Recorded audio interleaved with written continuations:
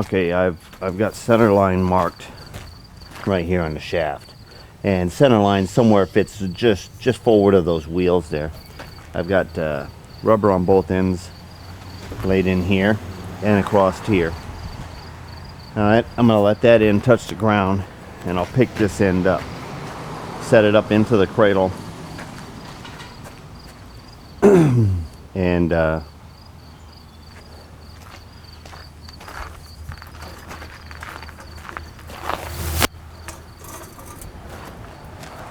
we'll go that way so I don't have to lift it so high. That's 2 foot, right?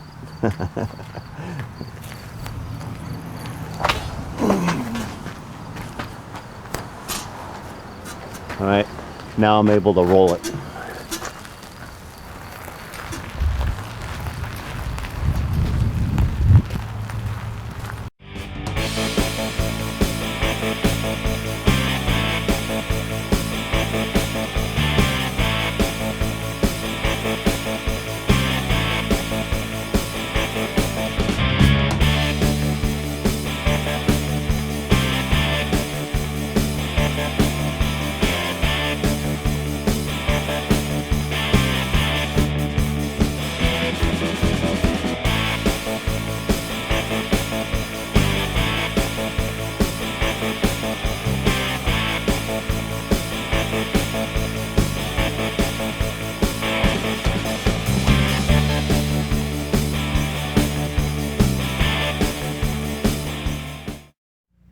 Good morning, everybody. We got the shaft in here, and I've got this 4-pointed. It does have a little fluctuation in the grind of about 1/2 thousandths. All right, but that's true. That's sitting in the lathe and running true. The steady rest is set where the major diameter of the taper is, and then my first operation is to go ahead and face off the end and center drill it. But I'm going to fire this off because I was running it first. Actually, I'll put it in the gear I first test ran it, and but of course at this speed it would take you forever to run this job. So I'm cranking it back up to the speed that I run it at, like if I was running this in the free jaw.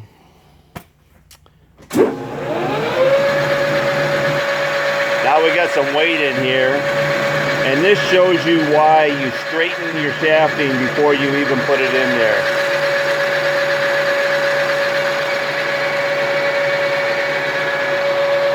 Alright, now I need to take another cut here, so let's I'm just feeding it another 15. I want a clean face on this.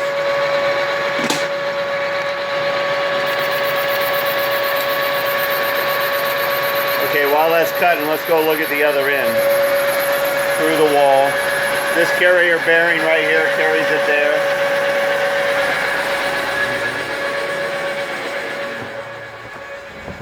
And the shaft sticks into this room almost halfway. And I have a piece of Teflon, and it's just vice grip to this.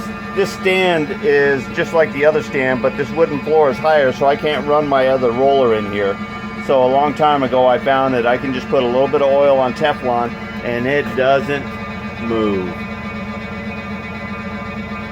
But see, my shaft is straight. All right, let's go see where our cut is. All right.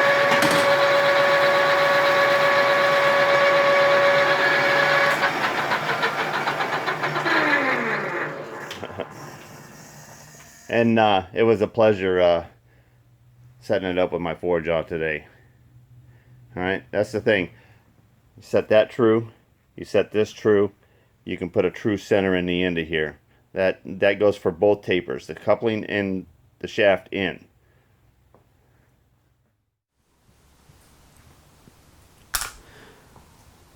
Okay, the other day we were talking about these inserts that we got a box of them here, and I called up and ordered a holder for these, and of course that order partially my fault, was sent to me, and I received a T&M holder, but a T&M straight center holder, which I got on the phone and talking about the right holder for those inserts, and we can work that out when need be. Because this also takes a triangle, which is 360s, 360 holder. Okay, so what he did is I went ahead and prepped this out. I milled this down so that this would be the same height, tool height, and everything else to the average of all my other T-Max holders with a 1-inch shank. Because this holder also can go in my tracer attachment, and it can be, I don't have this shape for my tracer, and this would come into play with the tracer very nice. I'm anxious to try this out there, but for right now we're going to use this for threading. You say, well, you know, how are you going to thread with that? And when we decided to keep this holder, we were promised a box of inserts. So what we have is we have this gold insert, a 4325 grade, and we have a 235 grade. All right, so we're going to be trying out both of these. We're gonna thread one of these with this insert, and we're going to thread one of our shafts with that insert, and we're going to see if we notice any difference. And we're going to pick and choose which one of these inserts we want to go. Now, we have, these inserts have got a 15 thousandths radius, whereas our thread insert there had a 6 thousandths radius. But it doesn't matter, because the nut, when you get into large nuts thread, it's more obvious than it is on smaller ones. But you have a flat on the root and you have a flat on the crown, and anyway, the radius is going to be way under the flat of the root of these nuts here, so we're going to be able to cut these. Now I'm going to have to pull out really fast here, kind of like safe sex. Oh, wait a minute, that didn't work. I love you, Marcy. Anyway, we're going to come here, and I'm going to have to pull out of here pretty fast, okay, so that I don't crash into the surface right here. Now, the other insert would let us come up to a shoulder and have more freedom in that realm, but it is possible. This is not bad. That's why I'm going to go ahead and use this. And also, this really eliminates the size of thread capabilities. You know, you're able to go as long as you can dive that baby in there, you can create that thread. It'll actually come down to the coarsest thread will be gauged by our feed box there. And just for curiosity, 4 threads per inch is my largest thread that I can turn on here. Okay, we're going to go ahead and use the gold insert first, the 235 grade. First off, we've got our compound loose. We've moved our carriage back here where we're going to be, and we want to get our insert kind of in the center. Okay, now we know we're in the realm of all the way forward and to start, and back up again. We have clearance against our tailstock. Sometimes you get all set up and then you find out you can't go back against your tailstock there. And so this is right center in the middle of our project, and I can take this flat, lay it right up against this flat, or the flat on my live center, and then I can create a square block. Now, this is square, and this is square. So right now we're set up exactly 0 without having to get a thread gauge, a pitch gauge, and center finder, thread finder. All right, so let me get an Allen wrench. We'll tighten that up.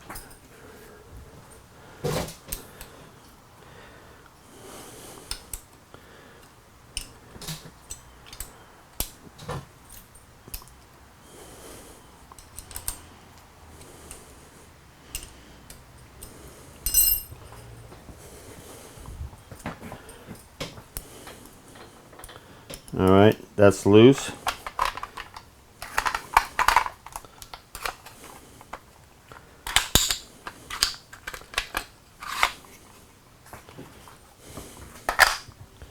All right. And it's got a little radius on there, 15 thousandths, which is about a 30-second little circle at the end there, which is smaller than our thread. The root flat is what I'm talking about. Okay, now does look like I'm a little high.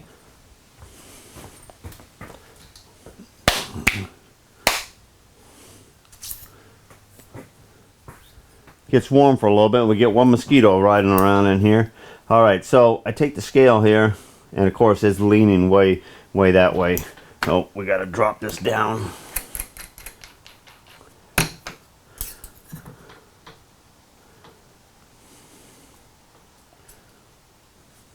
Okay, now it's leaning way out.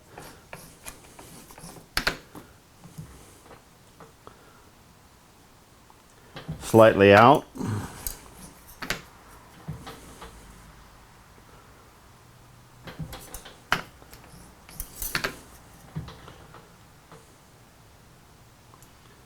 Okay, I like that. And just very slightly leaning out. I'll tighten that up there. Because we'll be pulling that out. I just want to make sure that we're doing the same thing. All right. All right, so we're square. And actually,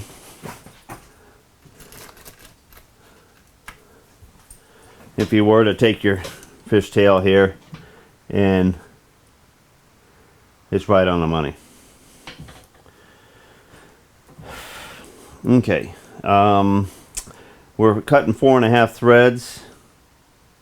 4.5 threads is 289 double depth, so that's 144 thousandths on the total depth of a thread here. Okay, we set that one dial to 0 there. We pull back all of our play and our lead screw and cross feed screw and compound screw and all of that. It's a pretty good sized thread. Okay, we just touch it. Now we set 0 here. I kind of like to have it right up here, like close to 12 o'clock. Okay. We're going to go ahead and make a pass here.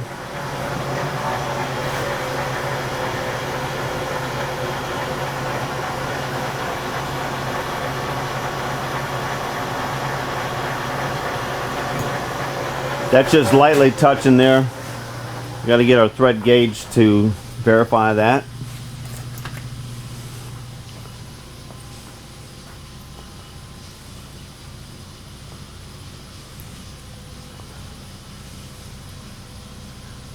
Okay, that's not 4.5. What are we on here? We want C and A. C and A.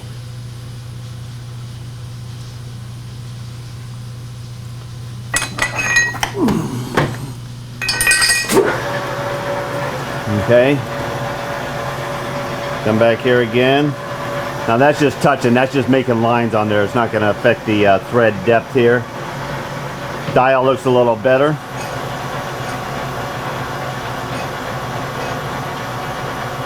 That's it.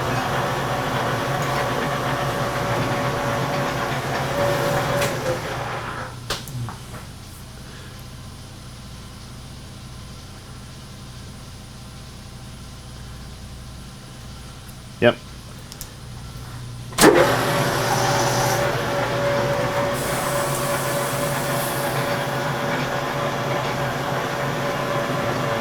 Okay, coming to our 0 here. We're going to take 10 thousandths.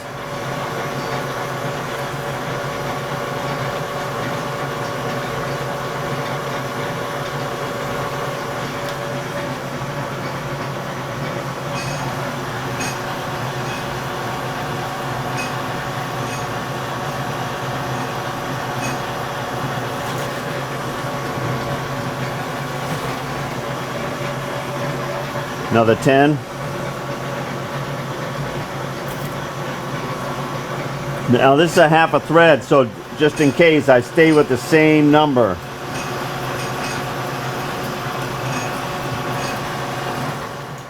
Let's get back on it. Okay, come back into our 0. Take another 10. There we go.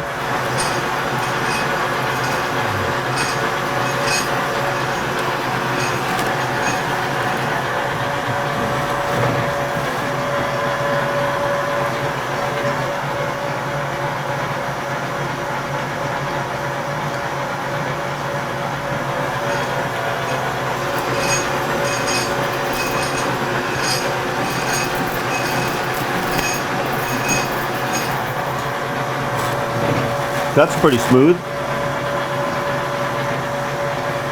We're at 50 thousandths now.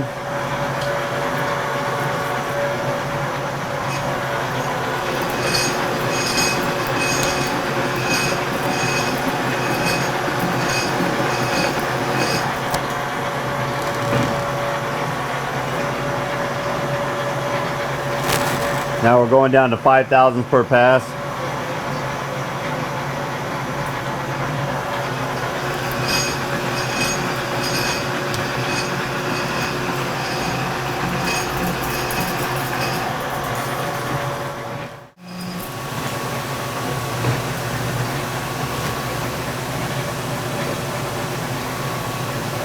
Coming down to a couple more passes and to the end here.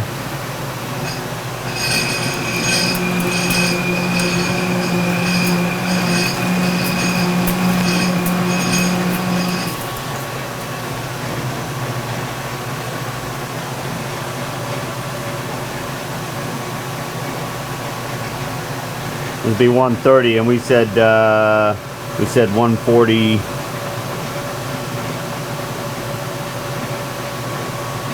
144.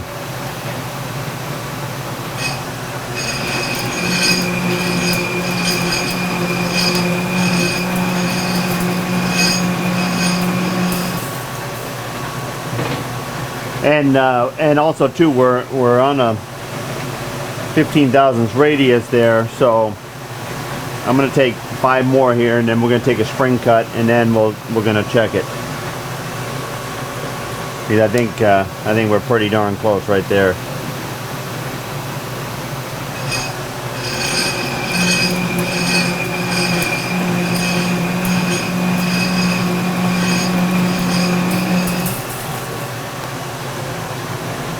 We can make this a little more sound by bringing the steady rest right to here. All right, and this will be a spring cut here.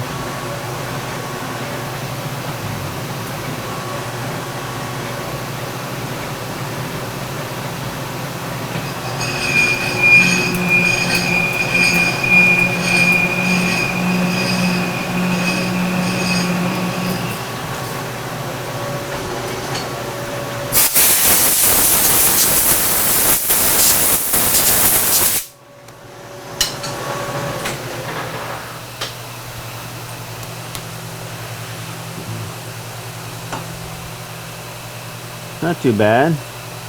Little tiny bit of chatter in them.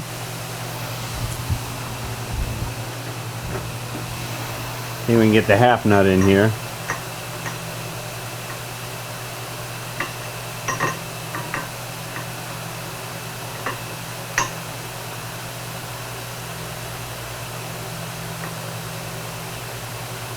Still a little tight.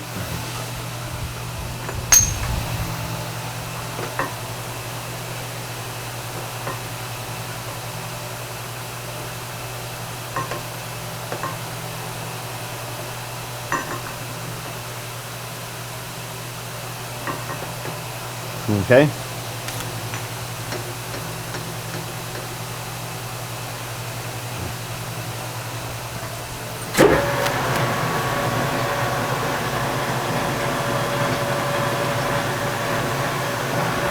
This would be 140 here.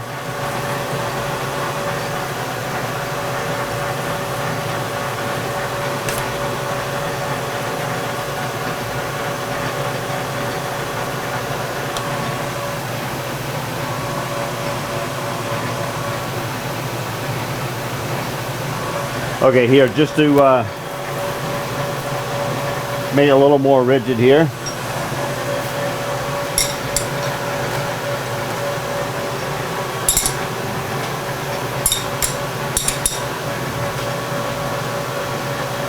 And bring our steady rush right to the major diameter of the taper there.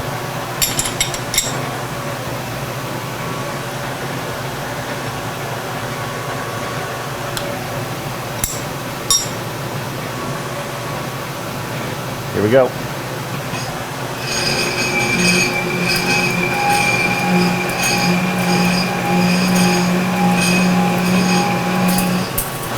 We definitely changed the tune. All right, we're just going to take another spring cut here, and then we'll check it again.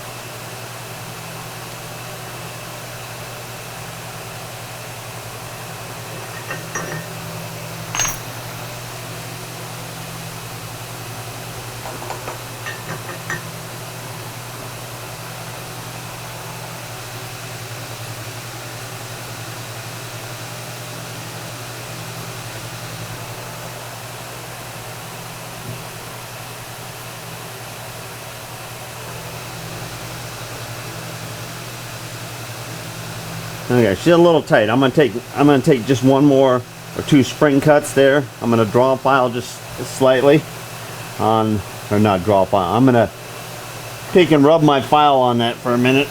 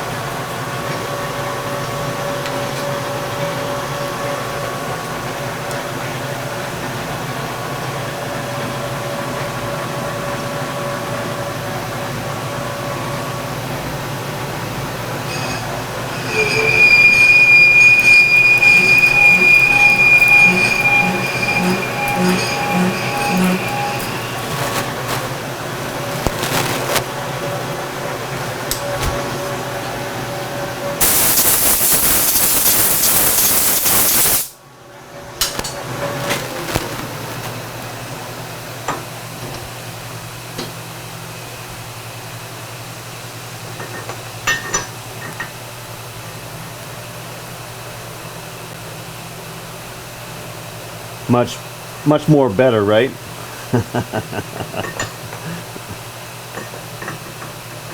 Always check your nuts both ways.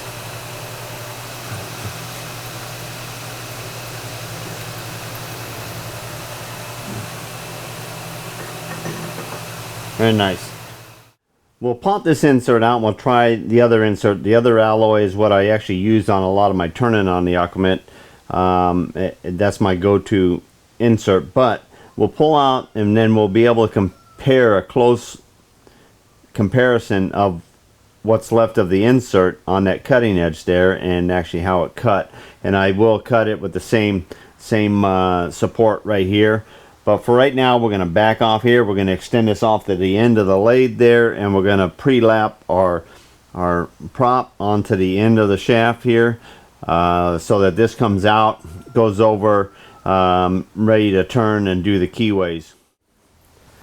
Okay, we took our little emery paper, ran it through there, we took a file, we went through and cleaned all the marine growth and all the burrs and everything else out of there.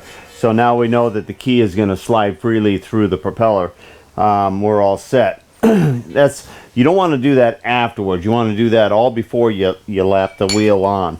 All right, and we got this overhanging our lathe here so that we've got the comfort of lapping it in here. You still got to muscle it on there, but the shaft gets to spin in the lathe, and of course it's a little bit of work to. I mean, we went through the wall, we went through it, and now we're almost all the way out the lathe this way here, minus of course another 8 foot, but okay. So what we're going to do, we're going to go ahead and apply some of this lapping compound to the taper here, and then we're going to bring over and slide the wheel right onto it.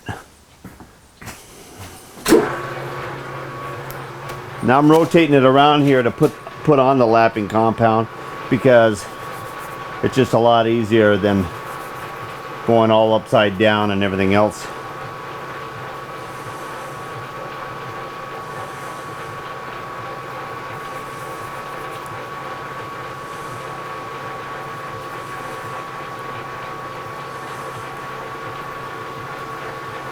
Okay.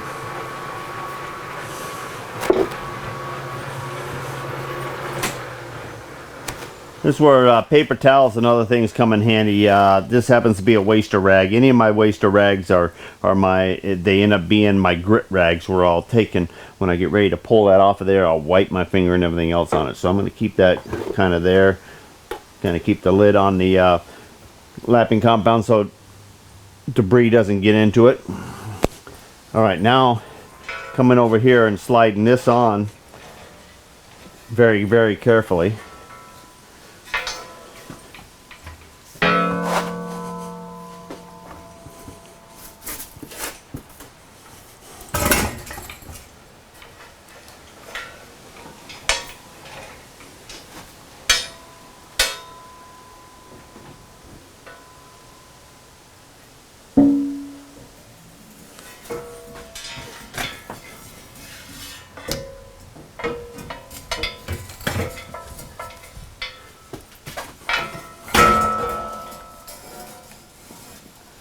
All right.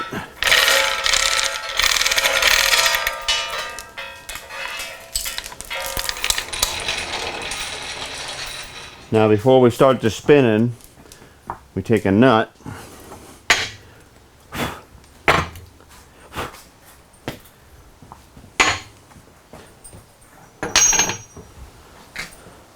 We'll go ahead and take one of our new nuts on there so we don't put any of the old junk on here. It doesn't have to be all the way on there. We just want to make sure that it doesn't come off of there before we get over there after we turn the lathe on. And we got it in a low gear here. And we walk over and we're able to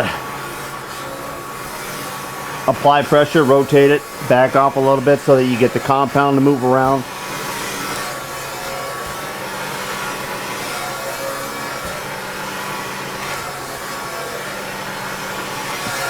You're going to do this until you start feeling that compound breaking down and or being squirted out. It goes into your keyway, into the wheel, goes out the end a little bit.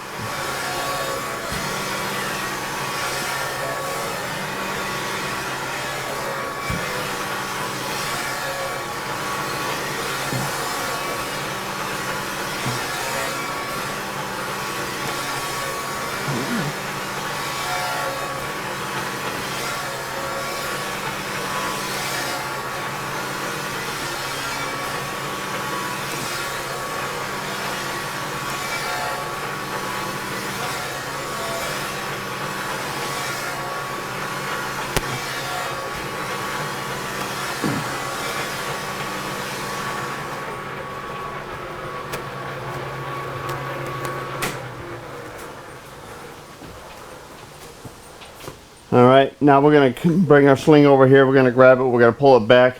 We're going to get a good look at it. We're going to apply some more, and we're going to keep going.